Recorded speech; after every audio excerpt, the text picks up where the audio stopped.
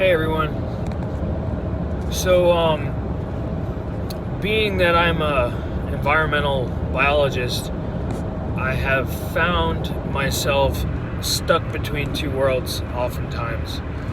On the professional side, I interact with a lot of people that are anti-hunting, anti-guns, probably don't get outdoors as much as they would like to. And then on the other hand, I deal with a lot of hunters, pro-gun people, people that were raised in the woods. But then again, a lot of these people don't understand a lot of the ecological concepts that the scientists understand. So I find myself constantly stuck between them, and I often find it's important for me to discuss hunting and the things that I'm into. Because I can sort of bridge between these two worlds. Anyway, a while ago I posted up a long post about why I hunt, why it means a lot to me, and why I post pictures with my kills, and pose next to them as if there's some sort of trophy. And the simple short version of that is because to me, every single kill is a trophy because I put so much hard work and effort into it. So one of my friends, colleagues, commented that people might appreciate it more if I showed, instead of just posting a picture of a dead animal, if I actually showed what goes into hunting, all the effort that I put into it, and why I consider it a trophy. And I thought this was a pretty good idea. So this starts a video series. This is the first one, documenting all the effort that goes into hunting here in Florida. So it's now April, it's mid-April, and turkey season just ended in southern Florida. And that means for most of us serious deer hunters that even though hunting season doesn't really start until August, we start now in April. So it all starts with the long drives since I live in Miami, and it's a pain in the ass. I gotta drive at least 2 hours to get to anywhere good for hunting.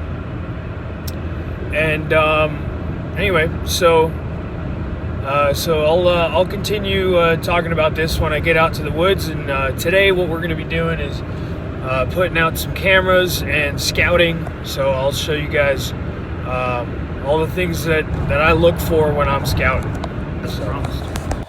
I'm going to walk you guys through what it takes, at least in my case, to hunt in South Florida, and the process that I go through every season to figure out where I'm going to hunt and what areas I'll be targeting.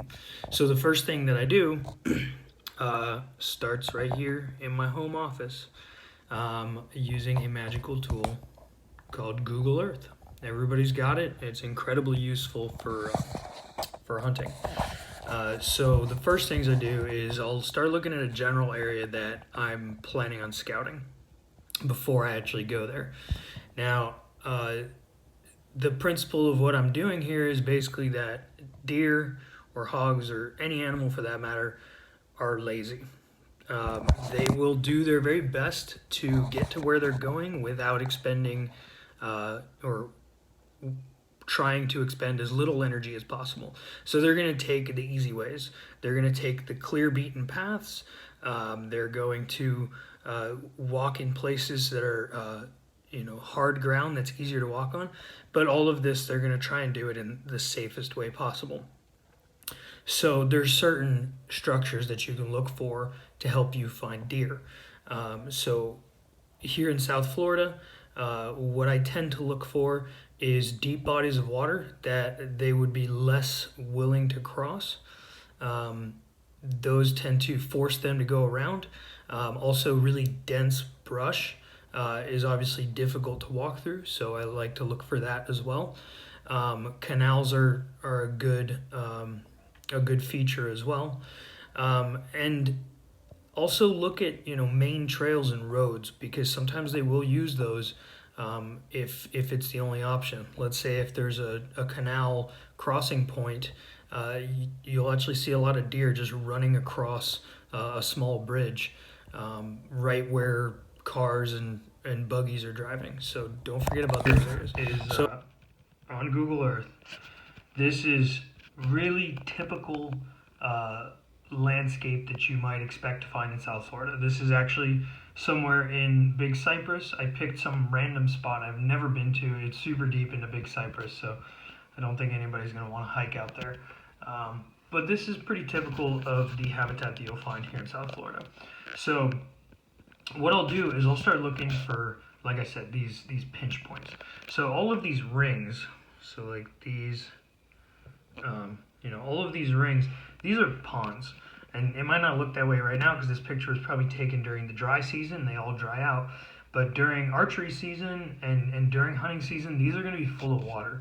And a lot of times they're relatively deep enough that a deer would expend a lot of energy trying to cross it. And on top of that, there's a high likelihood of alligators being in there. So it's not the safest route.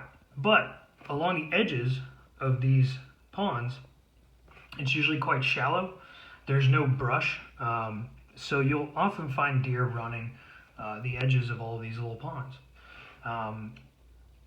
So what I like to do is I like to look for some really big ones, right? So here, this is a huge chunk of water. There's this pretty big one right here. And I look for the places where the woodlands get really constricted in between them, even like right here, maybe here. And so those are some places that I would go and check out. And sometimes these maps are detailed enough you can actually see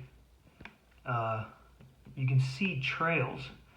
So like right here, you can actually see there's a bunch of game trails going along the edge of this big chunk of water. So that immediately tells you that, at least in the past, there's been a lot of activity in this area. And so that's a good area to check out. So tomorrow, I'm heading out with a hunting friend of mine, not to this area, but to a different area. I didn't really want to show the spot where I'm going to.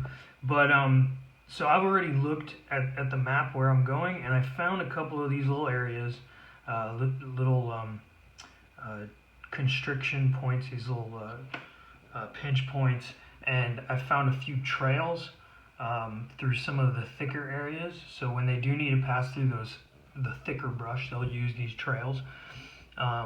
And so we're gonna head out there tomorrow and see if we can find some sign. So the things that we're gonna look for once we get out there is obviously game trails.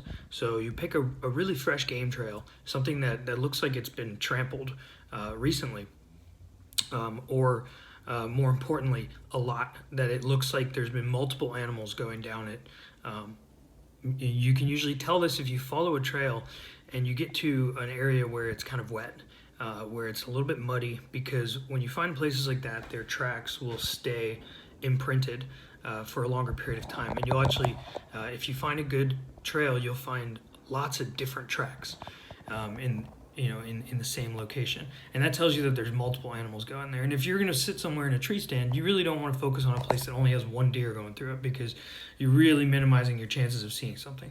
But if you can go to a place where you know there's like 5, 6, 10, 20 deer passing through on a regular basis, that really improves your chances. So so that's essentially what I'm looking for right now, this early in the game, because it's a little bit early to start patterning deer. Because they haven't started getting into their rut behavior. And for those of you who don't know, the rut is basically the breeding season for deer. It's when the females go into heat and the males get all crazy and they start marking their territory, and then they start sort of creating these territories, and if you can figure out what their territory is, they'll actually run circles around their territory and mark it. And if you can figure out which route they're taking, it increases your chances a lot of seeing a deer. But anyway, this early in the game, I'm just going to go out. I'm going to find some really clear trails that show a lot of sign of lots of animals moving back and forth. And then I'm going to find a good pinch point where, you know, the trails sort of come together into one larger trail. And I'm going to put game cameras there. I've got 2 cameras I'm going to put out. And hopefully I can find an area where they are concentrated. And this is what I like to call roll call. We're just trying to figure out who's out there, who to focus on. Once we know that there's a nice buck out there that we can focus on, then I'll start to try and figure out what his pattern is as we get closer to the hunting season. So, just got out here. Now, hunting in public land means that you can't take your vehicle out during the off season. So here I am on my bike, heading out to the spot. Got like a 3 or 4 mile bike ride there, then hike around, and then the same thing back. This right So here is an example of what hog rooting looks like. So you can see they'll actually dig around in the roots. They look for grubs and all kinds of little worms. You can see their tracks going through here. Go all the way through here and then push all the litter out of the way and dig for stuff underneath. So what we're looking at here, these are hog rubs. So this is where hogs will come by and they'll rub themselves against the trees to get parasites off of them and things like that. And they'll actually, because their hair is so coarse, it'll actually mess up the tree bark, so you can see where they've been doing this. So this is a good sign that there's a lot of activity here. Check out one of my cameras. It's right here. And I just wanted to show you guys the sort of setup that I like to look for when I'm picking a spot to put a camera. So there's all these game trails right here. So you can see there's a clear trail here. You can see all these tracks. It goes through into this big cypress dome. And then there's also this creek bed. You can see hogs have been crossing. And then there's another trail that goes from here to here. So there's 3 different trails crossing. So this is a good spot. So let's see if I got any good pictures. So these are some of the pictures that I got in this particular spot. And you can see there's a lot of deer moving through it. There's a few hogs as well. And you can see in each of these pictures, the deer are kind of moving in different directions. So they're really using all of these trails. And there's a lot of activity at this particular spot. Then this next spot right here, this is at the edge of one of these ponds I was talking about. And there was a clear trail going across the pond. So I put another camera there, and you can see that they walk along this trail quite a lot. That right there is a giant hog that we actually saw right before we picked up the camera. Here's another cute picture. These deer get kind of curious sometimes. So this is all at a different area. Look at the size of that little fawn right there. That thing is tiny. It must have just been born. Anyway, so this was a different area, and there was a lot of activity here too. And this is actually one of those crossroads I was telling you about, where there's a lot of vehicles passing by, and the animals use them too. And this is actually a buck right here, and you're probably wondering why it doesn't have any antlers. And this next picture is too. And you know, these are actually good sized deer, but their antlers are still growing. And this early in the game, you know, they're really not interested in marking territory yet. Anyway, thanks for watching, guys. In the next video, I'll have lots more pictures from a few different places. It'll be a little bit later in the season, so the antlers should be growing. We'll be able to see, you know, who the target bucks are going to be for this coming season, and we'll talk a little bit about how to pattern deer with the pictures. And yeah, so thanks for watching. If you have any questions, feel free to comment. I'll try my best to answer as quickly as possible. And please subscribe so you can follow this whole story. I'll be doing this regularly throughout the season, and you know, hopefully hopefully I get a deer this season, and you guys get to see the whole process.